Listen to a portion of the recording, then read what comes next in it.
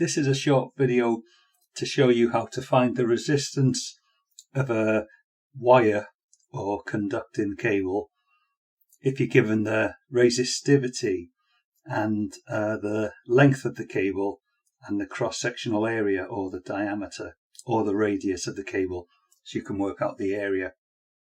The resistivity is a way of comparing how much resistance different materials have, like copper, silver, aluminium, gold. Generally we use the ones for metals because they're the conductors that we use. So this formula here, resistance is equal to the resistivity rho times the length of the conductor divided by the cross-sectional area. So what this tells us is as the length of a conductor increases, it has more resistance. So the longer the cable, the more resistance. If you have a cable with a small cross-sectional area, when the area is small, because it's on the denominator, that makes resistance bigger. So if you want low resistance, you need big fat cables because the electrons can travel through it easier when it's bigger. So resistivity can be given to us in ohm meters. They're the units, but the questions that you're likely to get will be in ohm-millimeters. But because it's ohm-millimeters, everything else has to be in millimeters too, otherwise we get the wrong answer. So the length needs to be in millimeters and the area needs to be in millimeters squared by doing the diameter or the radius in millimeters. So if you're given ohm-millimeters, everything else has to be in millimeters as well. And if you're given ohm-meters, which you won't be, but if you were, you'd have to have everything else in meters as well. So resistivity is just a way of comparing the resistance of different types of materials, but the things that actually change the overall resistance is the length of the conductor and the cross-sectional area. Temperature has something to do with it, but we don't bother including that because resistivity is given at a certain temperature, usually 20 degrees, but don't worry about the temperature part. So we've got a question. A conductor has a diameter of 5 millimeters. So straight away we can say the diameter is equal to 5 millimeters. And the resistivity of copper, which what this conductor is made of copper, is 17 times 10 to the minus 6 ohm-millimeters. So this is in ohm-millimeters. So we keep our diameter in millimeters. So it asks us to determine the resistance of a 100-meter length of copper wire to 2 decimal places. But we have to be careful here because the length is in meters and we need to make everything millimeters. So the length is 100 meters, but there's 1,000 millimeters in a meter. That's why they're called millimeters, because there's 1,000 of them in a meter. So 100 meters is 100,000 millimeters. So you need to make sure the diameter is in millimeters, the length is in millimeters, if resistivity is in millimeters, ohm-millimeters, and the area will come out in millimeters squared because we're using the radius or diameter in millimeters. So let's get on with the calculation then. So R is equal to rho, this here, and it tells us what it is, 17 times 10 to the minus 6 times the length, which is 100,000, which is 1 times 10 to the 5 if you want to put it in engineering or standard form. So it's those two multiplied, divided by the area, the cross-sectional area. So it's what the circle would look like if you could cut the copper wire and look at it sort of face on. What I usually do is work out the area first. And there's 2 ways to do it. Area of a circle, because we've got a circular conductor, is pi r squared. But that means you have to find the radius by dividing the diameter by 2.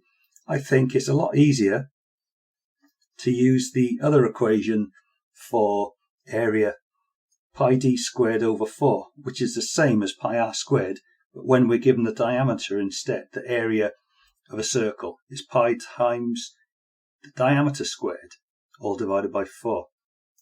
So let's work out the area. So it's equal to pi times the diameter in millimeters squared. So it's times 5 squared, all over 4. See what that is. Pi times 5, then x squared for squared, all of that divided by 4. That gives us 25 quarters of pi, which isn't much use to anybody. So we press the SD button, 19.6349, and then a 5 on the end. So if I was you, I would use at least 4 decimal places. So this will be 19.6350, 19.6350.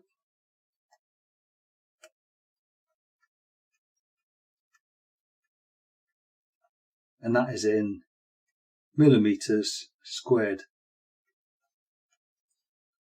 That's our area. So we know what the area is, and it's in millimeters squared because our diameter was in millimeters. Now that we've got this number, the rest is really easy. So the resistance R is equal to 17 times 10 to the minus 6 times 100 meters with 1,000 millimeters in each, all divided by 19.6350 millimeters squared. So on the calculator, I'll get that back up. And what I can do is just work out the numerator, then press divide by the answer, because this answer here is already in the calculator's memory. So I'll do 17 times 10 to the power, and do minus 6 times 100 meters with 1,000 millimeters in each, so it's times 100,000. All of that before I press equals, because if I press equals it'll get rid of my last answer. These two multiplied, I press divide by the last answer, which was 19.635 odd. But the answer in the calculator had all of the decimal places, so it's got the exact value.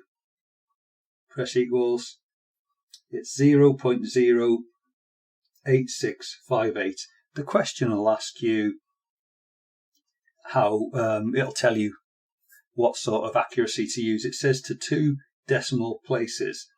So that is 0.086 would be 3 decimal places. So the 6 makes the 8 round up.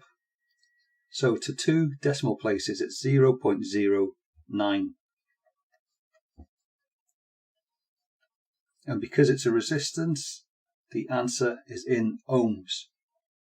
So we've got 8 marks for that, and it wasn't too bad. All I did was make sure that my diameter was in millimeters. I changed the length of the conductor to millimeters. It was given in meters, and then I multiplied it by 1,000, because it says 100 meters, so that's 100,000 millimeters. Then I used this formula here. That's the one I'd recommend using. The area of a circle is pi times the diameter squared all over 4. And it comes out as 0.09 ohms. And that's 8 marks, which is really substantial. So please have a go at these. Change the resistivity. Change the diameter. And change the length. And put your numbers in and see what you get. So I hope this has been useful. Good luck.